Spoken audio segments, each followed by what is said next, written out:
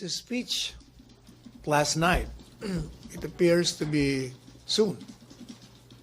Sir, is He it mentioned it in his speech at the anniversary of Nika.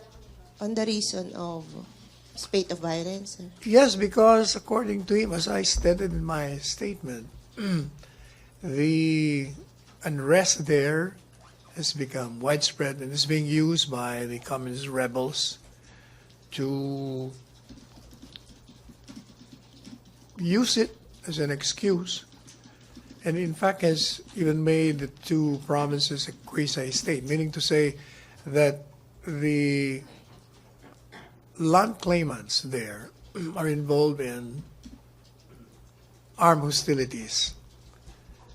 And it is the communist rebels that arbitrarily choose who will occupy or own the land. Grabe na yung patayin doon. We have a village or a barangay captain, a municipal mayor, 4 policemen, and a lawyer. The president doesn't want this to happen. He wants it stopped. And the only way to do that is to use his emergency powers. Which emergency powers, sir? Declaration He of has martial law? many state of options under the emergency? Constitution. Like which one? He sir? can call the armed forces to quell lawless violence. He can declare martial law. Sir, first, if it's gonna be martial law, ano ba yun? I-expand yung na-declare na sa Mindanao o a separate declaration, particular sa Negros Island? Baka separate. Pwede yun, sir. That's a constitutional Yes, option, sir. because the Constitution says you can declare martial law in the entire country or parts thereof. Raymond?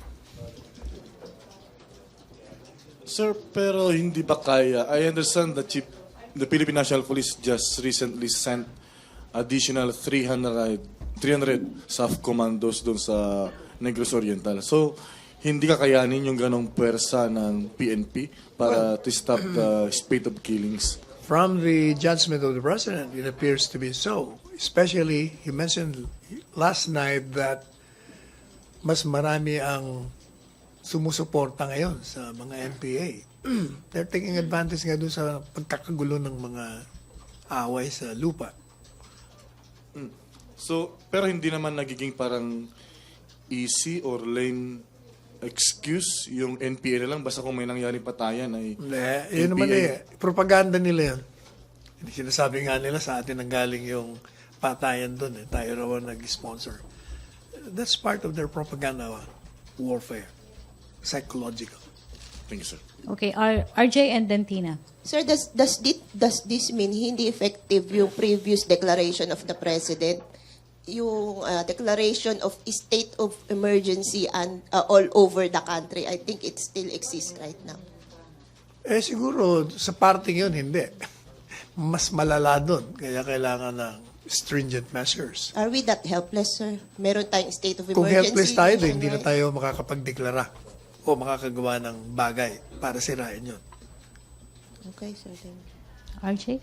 Sir, if the military on the ground and even the local officials will recommend to the president to declare martial law in the area, will he?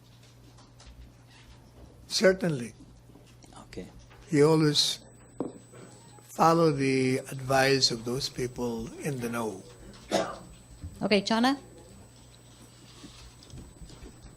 Sir, what is the justification of the president of declaring martial law in Negros? Samantalang yung martial law sa Mindanao isn't parang not effective kasi there are bombings, there are violence pa rin sa Mindanao region. Bakit naman hindi effective? Hindi sila na nga nagsasabi effective. Kung meron mga bombing here or there, hindi ibig sabihin hindi effective ang martial law.